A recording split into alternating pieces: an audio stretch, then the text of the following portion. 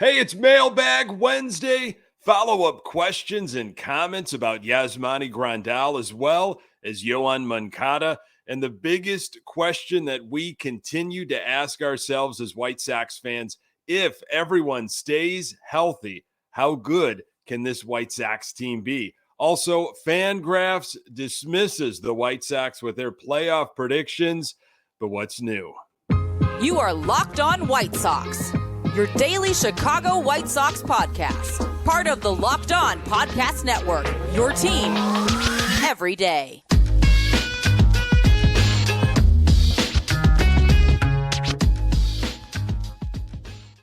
Hey, Sox fans, welcome to Locked On White Sox. Thank you for making Locked On White Sox your first listen each and every day. We're free and available on all platforms. Follow us on Twitter at Locked On Sox. Also, subscribe to our YouTube channel. Just search Locked On White Sox. This episode is brought to you by FanDuel Sportsbook, official sportsbook of Locked On. Make every moment more. Visit FanDuel.com/LockedOn today to get started. Hey, I'm your host, Nick Morawski, a lifelong die-hard Chicago White Sox fan, recording this podcast just blocks from the ballpark in beautiful Bridgeport. Hey, you can find me on Twitter at Nick_GGTB. Locked On White Sox is part of the Locked On Podcast Network, your team every day. Hey, welcome back to Locked On White Sox. We got everybody in camp just days away from the first spring training game, Saturday, February 25th against the Padres. I believe 31 games and 6 of them will be televised. And that first game on February 25th will be televised. So check that out if you can. Exciting stuff. Happy to see these guys in action finally. I appreciate you passing this podcast along to other White Sox fans in your life as the season inches closer. And thank you so very much for all the questions and comments at lockedonsox@gmail.com. We are opening up that mailbag today. And let's start things off here with something from Quinn, who's talking about really, the matter of if, that big question mark that we're still wrestling with. And it's a little brighter with Elvis Andrews on the team, but still, we've been bitten so many times before with injuries and players not living up to their potential. This is what Quinn had to say.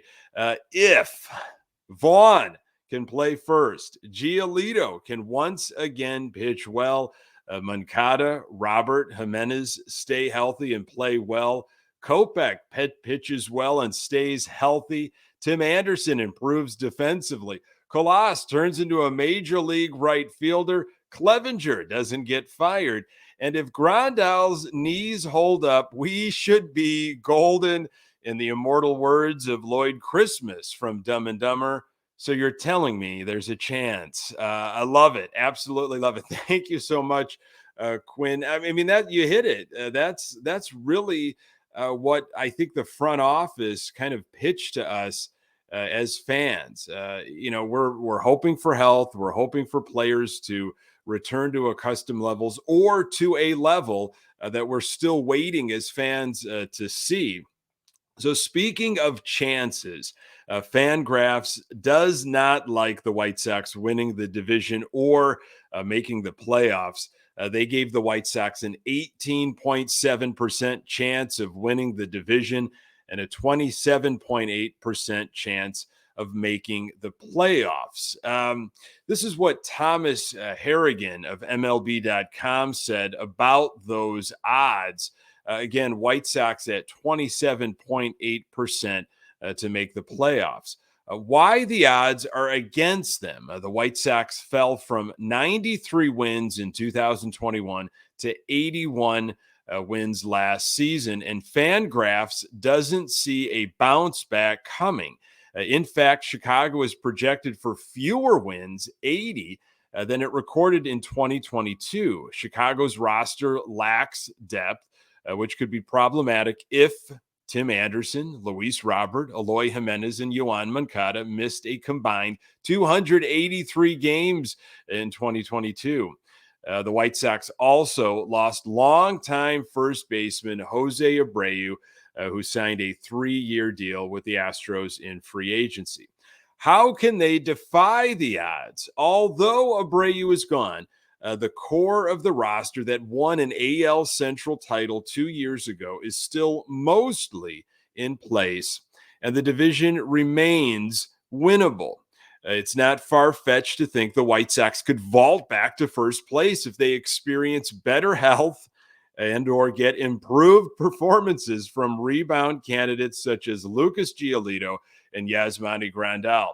A breakout from Andrew Vaughn would also soften the blow of Abreu's departure. Everybody is saying the exact same thing. If the White Sox can stay healthy, which they just haven't been able to do. And they haven't even had their core guys at the beginning of the season. It's not like we're dealing with some injuries during the dog days of summer. Every team is dealing with injuries, but we have had guys that we were hoping to rely on, provide huge numbers offensively, provide defensively, like Robert in center. We've been losing those guys, sometimes at the beginning of the season and then long stretches throughout the season for the last several years. It just has felt like, and other people realize it. I think that is why this White Sox team is so difficult to project. You're going off of last year, and guys, just weren't in uniform. They weren't healthy. And some guys, you really don't know what their ceiling is. I still don't know what we have in Eloy Jimenez. I don't think we know what we have in Luis Robert. We'll talk about Moncada in a little bit.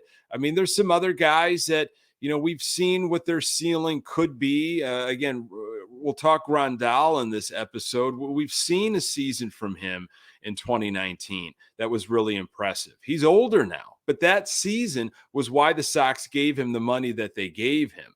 I get where Fangraphs is coming from. They've got us third in the AL Central, behind, I believe, the Minnesota Twins in terms of playoff percentages and predictions and all that kind of stuff. But look, I mean, the big if is it's just hanging there. And I think that's what brings me hope. And I know it's a little delusional, but and I'll expand on that in a moment. But with regards to Jose Abreu, Tim Anderson, he hit it on the head. Ready to move on from Abreu. Nothing but respect from the man. However, the White Sox have to worry about who's wearing a White Sox jersey. How much will Abreu's departure affect the Southsiders?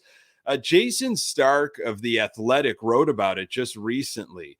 The Astros made a signing that has a chance to leave a powerful mark on two teams. That's the new first baseman in Houston, Jose Abreu. On one hand, Abreu got only 2 votes in this Athletic survey that they had regarding what players will be most missed in regards to leaving for free agency, tying him in with Jacob deGrom for 5th place.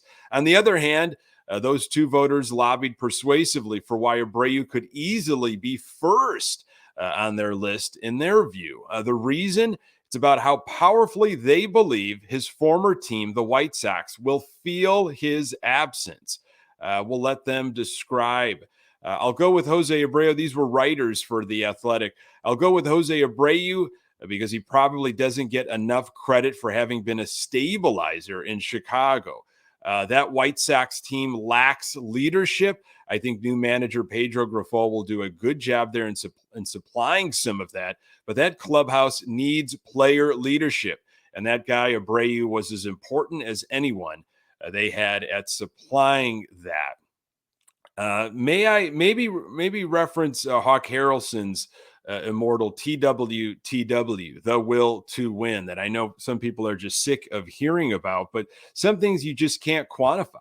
Some things you cannot figure out and put them in stats and find them on Fangraphs. And The leadership is something we've been talking about here on Locked On White Sox, and other folks are talking about. I'm sure you're discussing it with Sox fans in your life, friends that you're in, season ticket packages with. Is opening day and the home openers start getting closer. It's like, where are we going to find our leaders? So, back to Quinn's original comments, it does all come down to if. Harold Reynolds from MLB Network made a statement recently. This lineup right here, when healthy, is as lethal as any team in the big leagues. And that's why I remain excited. It's the potential. We had a question from Nick that tied things in with Tyler's comment. What do you think the ceiling for this team is this season, disregarding any potential major injuries? Now, you're talking to a guy who's got 2 White Sox podcasts, a lifelong diehard Sox fan. It is very difficult for me to be objective. But if there aren't really any major injuries, and, I'm not even saying guys have career years, but we've got a healthy pitching staff, and we've got Robert and Jimenez for 135, 140, maybe 150 games. Same goes for Anderson and Moncada. I think they could make it to the ALCS. I really do. I know that's, again, it's tough for me to be objective, but the ceiling, you get excited when you start thinking about that. If, going back to Quinn's point, if all of that whole checklist comes into play and turns up good for the White Sox. Is this spring a prove-it moment for Yoan Moncada? And if things go poorly, how should the Sox handle it? More on that in a moment. Today's episode is brought to you by FanDuel. The midway point of the NBA season is here, and now is the perfect time to download FanDuel, America's #1 sports book, because new customers get a no-sweat first bet up to $1,000. That's bonus bets back if your first bet doesn't win. Just download the FanDuel Sportsbook app. It's safe, secure, and super easy to use. Then you can bet on anything from the money line to point scores and threes drained. Plus, FanDuel even lets you combine your bets for a chance at a bigger payout with a same-game parlay. So don't miss the chance to get your no-sweat first bet up to $1,000 in bonus bets when you go to FanDuel.com/lockedon. That's FanDuel.com/lockedon to learn more. Make every moment more with FanDuel, an official sports betting partner of the NBA. So let's get back into Yoan Moncada. I've talked about him recently, with camp getting started, and a lot of positive things to say about Yoan Moncada. Of course, most players are indeed feeling the best they've ever felt. Everybody's in good spirits, being around, teammates, and, the opportunities of a brand new year. Nothing has gone wrong yet, thankfully. And Yoan Moncada came in early.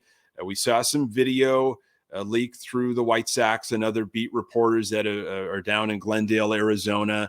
And there's been some articles written that, I've talked about, and I really think I took a lot out of them. It wasn't the same old stuff. It sure seems like Yoan Moncada is looking for more as an athlete, as a member of the Chicago White Sox. Here entering his 7th year. Can you believe it? And, it seems like I don't know, he's thirsty. He's thirsty for more information. Maybe he wants to handle things a different way. Maybe he's interested in the language that Grifol wants to speak, in regards to the coaching staff. So Tyler had a comment, essentially the potential for Moncada and what he saw last year and maybe what the White Sox might have to do moving forward. So Tyler, made a comment in the mailbag about Moncada's body language last year, and maybe he lost some confidence. And this is what Tyler had to say. I think if he goes out and plays well for Cuba in the World Baseball Classic, I think his confidence will be sky high, and then the return to normal play narrative can come true. But if he struggles, should the Sox think about starting him in AAA? So let me start by just saying, why do we care so much about Yoan Moncada, right? I mean, that to me is sometimes the big question. Like, let's get really down to it here. And uh, Moncada was the big hope for the White Sox. Obviously, we knew Kopech was going to come along eventually. Loved the big arm, like loved the potential of him being a start, a top of the line rotation guy. But Moncada was the guy, that ESPN magazine wrote about, number one prospect in all of baseball. This guy has got, the sky's the limit for this guy. And he was going to be ready quicker than Kopech was. So, we saw him in 2017. I was there for Moncada's first game. He drew a walk. Everybody gave him a standing ovation. We were thirsty as a fan base. We saw this rebuild, begin, and we knew there was going to be some lean years, but we were ready to kind of rally around Yoan Moncada. He was the first one that arrived. He was going to be the future, and the weight on his shoulders, I can't imagine. And we didn't like what we saw with the body language. That's a real bugaboo, and he is. Folks have talked about that in articles, even last year, about he just doesn't crack smiles. He doesn't joke. He's got a very kind of ho-hum attitude, but he cares more than anybody. And if you could only see what he does, behind the curtain, so to speak, you'd get it. It reminds me sometimes the body language of Jay Cutler. I hate to bring up a guy like Jay Cutler here in this White Sox podcast, but could not stand Jay Cutler's mannerisms and body language. Like, why don't you care more? On the sidelines, like, what can we get some of we just want some expression. We want you to feel how we are feeling watching the game. And we just don't get it as much from Yoan Moncada. And maybe there was a confidence issue, but look, he's here to stay. I really do. Even if he struggles, I think they're going to ride it out. I've been really enjoying everything that I've read so far. Again, like I'm back on the Giolito wagon. I'm back on the Moncada wagon, and that maybe I should think differently and I should know better. But I think with a new manager, a new coaching staff, I think things are going to be different from Moncada. He missed the beginning of last season with that oblique injury. Talked about it in some recent articles. He thinks he rushed back, which then there was some lingering effects. It was another absolutely disappointing season at the plate. But this is what Pedro Grifol, again, has said about Moncada early on. I've been impressed with Moncada since I got hired. He's returned every phone call. He's answered every text. He got here early. He's in shape. He's hungry for information. He's been available. He's asked questions. Hungry for information. That to me means, he wants to do things differently, and Grifol is speaking differently than maybe what La Russa did, maybe what even, Renteria did. Maybe Moncada wasn't ready for what Renteria was trying to do. Moncada probably knew, look, this team is ways away from competing. And, maybe Moncada just rested on his talents, his God-given ability, and said, you know what, I'm good enough. I don't know. But from that little quote there from Grifol, hungry for information, been available, asking the questions, it sounds like Moncada might want a different way of doing things. And, what's this language that you're speaking of? Like, how can I get better? What do you see from afar? Pedro Grifol has seen Moncada from afar with his days in Kansas City. So, I think what Tyler said about the World Baseball Classic is correct. I've been feeling that way more and more about Moncada and Robert, and you got Jimenez playing. I'm worried about Jimenez playing right field in the World Baseball Classic. But in terms of Robert and Moncada, this is something that I think they've been waiting for a long time. They do not want to embarrass themselves, their country, their teammates, the fans, anything like that. And it sure sounds like Moncada has put some different things in play this offseason. He's changed up his regimen because he's got this competition on his mind early. And I do think the confidence is going to come. If he can perform well in the World Baseball Classic, I think that is great for us.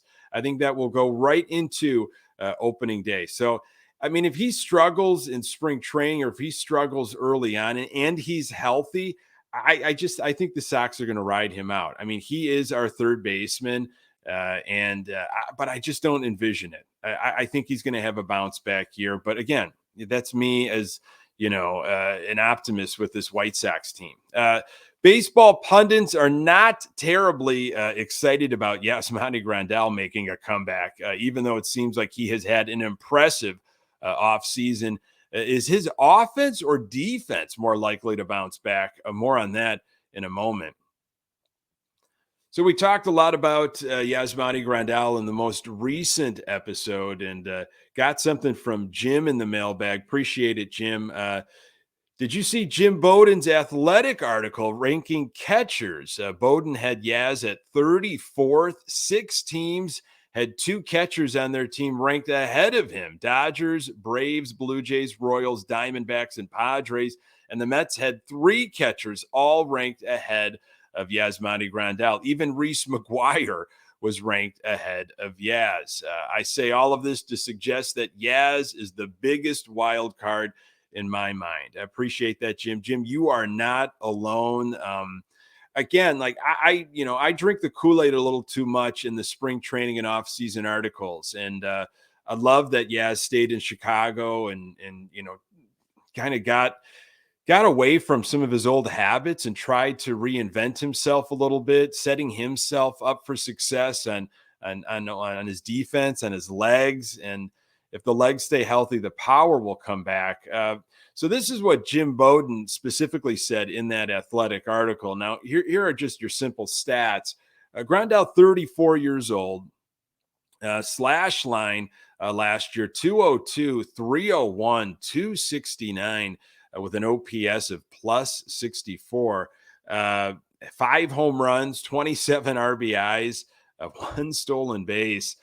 Bowden said Grandal was not Grandal last year as he had a career worst season offensively and defensively. He's worked this offseason to rebuild his body after it broke down on him, leading to several injuries, including bulging discs in his back and hamstring issues. He's tried to rehab his back and is hoping to regain his 20 home run form, a mark he exceeded in each of the previous 5 full seasons. It's all about health for him. I mean, you could say that about so many White Sox players. So, how much will the footwork help with all of these new things he's trying to implement behind the plate? How much will Grifol's presence help? If he enters the season without limitations, I think his offense will improve. I'm not terribly convinced that he's going to start throwing runners out all of a sudden, which is another concern of Jim's. The depth at catcher is just not there at all. And if you've got a chance to maybe vault to the big leagues, a young guy like maybe Hackenberg, nobody's really in front of you. It's just something that the Sox didn't address, which leads me to believe why those Sean Murphy rumors way back, kind of at the beginning of the offseason with the Oakland Athletics, why they were real. I don't know if the Sox have a lot of faith in what Grandal can give them behind the plate. So this is what I'm hoping. I'm hoping Grandal can be serviceable behind the plate. Stay on the field. It is all about health. Block better for sure. His defense needs to get better. And hopefully whatever he's been working on with the Chicago Blackhawks goalie coach, hopefully that helps. Take some pressure off his knees, sets him up for success. And the shortcomings of his defense, which probably will still be there, he can make up for it with his bat. That's the hope. We saw what he did in that second half of the 2021 season because his legs finally got right. He was able to start driving the ball. It sounds like he's able to do that right now without limitation. So I think you're going to see a bounce back offensively from Grandal. I still don't know too much about the defense, which is a worry. Catching position is a huge worry for this White Sox team. Going to leave you with this quote. I saw this from Elvis Andrews, which I had to talk about it. Elvis Andrews thought team cohesiveness was lacking for the White Sox towards the end of the disappointing 2022 season. I don't think winning teams have to do too much in regards to talent. Every team has a lot of talent, Andrews said. It's about how we can play as a team, stay together, everybody pulling the same way instead of each guy trying to do their own thing. We addressed it already. Pedro, he's an amazing manager. He's a really smart coach, and he'll find a way to get us there. And as soon as we all stay together, the talent will take over, and there's a lot of talent on this team. I loved reading that from Elvis Andrews, who, again, rejoined the Chicago White Sox on Sunday. Chemistry is a big thing. It sure seems to be like something Pedro Grifol is preaching. Great to hear that from Andrews. Hey, thanks for making this podcast part of your daily routine. You can find the Locked On White Sox podcast absolutely everywhere you find your podcast. We are on Twitter at Locked On Sox. You can find me on Twitter at Nick_GGTB. Hey, and don't forget to subscribe to our YouTube channel and get those questions in for next week's mailbag at lockedonsox@gmail.com. Thanks for making Locked On White Sox your first listen. For your second listen, try out the Locked On MLB Prospects. Host Lindsey Crosby is a prospect encyclopedia, and he's going deep on the MLB stars of tomorrow. It's free and available wherever you get your podcast. Coming up on the next episode, perfect practice makes perfect. That continues as the White Sox inch closer to their first game of the spring. Really appreciate you making time for the Locked On White Sox podcast. I'm Nick Morawski. Until next time, go Sox.